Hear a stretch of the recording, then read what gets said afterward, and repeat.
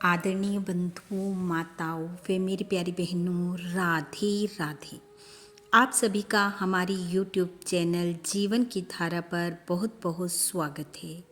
बंधुओं, आज हम इस वीडियो में भगवान श्री राम व उनके प्यारे भक्त हनुमान जी की कथा सुनेंगे, जिसे सुनने सुनाने से भगवान श्री राम व हनुमान जी की विशेष कृपा प्राप्त होती है व भक्त का प्रत्येक कार्य सफल होता है।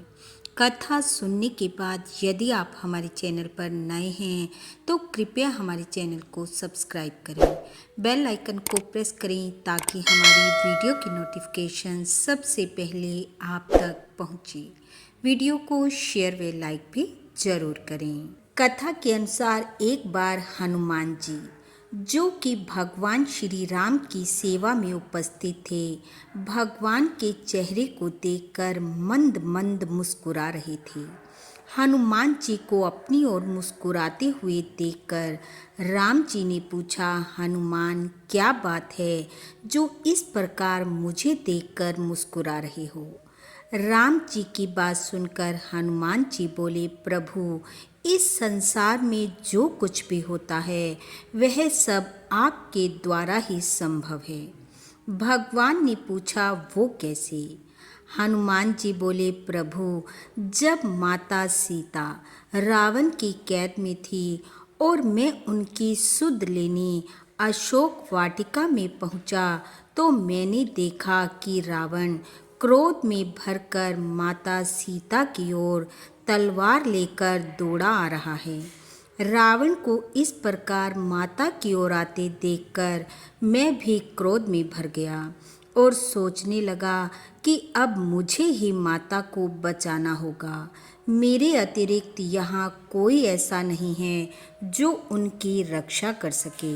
और जैसे ही रावण की तलवार पकड़ने के लिए मैं आगे बढ़ने को तैयार हुआ, उसी क्षण रावण के पास खड़ी उसकी पत्नी महारानी मंदोदरी ने रावण का हाथ पकड़ लिया और उसे ऐसा करने से रोक दिया।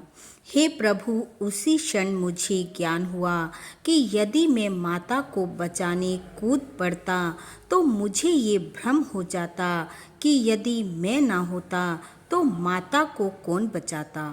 परंतु आपने उन्हें बचाया ही नहीं, बल्कि उन्हें बचाने का काम रावण की पत्नी को ही सौंप दिया। तब मैं समझ गया कि आप जिससे जो कार्य लेना चाहते हैं वह उसी से लेते हैं, किसी और का कोई महत्व नहीं होता। हनुमान जी बोले, प्रभु, इसी प्रकार वहाँ वृक्ष पर बैठे बैठे मैंने सुना कि त्रिजटा ने कहा कि लंका में एक वानर आएगा जो लंका को जलाएगा। त्रिजटा की बात सुनकर मैं चिंता में पड़ गया कि प्रभु ने तो मुझे लंका जलाने के लिए कहा ही नहीं, और मैं किस प्रकार लंका जलाऊंगा इसका मुझे तनिक भी ज्ञान नहीं है। परंतु जब मुझे पकड़कर रावण के समक्ष ले जाया गया और मुझे मारने की बातें होने लगी, तब विभीषण ने आकर कहा कि दूत को मारना अनीति है, और तब मैं समझ गया कि मुझे बचाने के लिए प्रभु ने यह उपाय कर दिया है। हनुमान जी कहने लगे, प्रभु, मेरी हैरानी की हद तो उस समय पार हो गई जब रावण ने कहा, बंदर को मारा नहीं जाएगा, बल्कि इसकी पूंछ में कपड़ा लपेटकर घी डालकर आग लगाई जाएगी। रावण की यह बातें सुनते ही मैं गदगद हो उठा और मैं जान गया कि त्रिजटा की बात सत्य होने का समय आ गया है, वरना लंका को जलाने के लिए मैं कहाँ से घी, तेल, कपड़ा लाता और कहाँ अग्नि ढूंढता। पर वह प्रबंध भी आपने रावण से ही करवा दिया और मेरे मन में उठ रहे सारे संशय और भ्रम को आपने दूर कर दिया।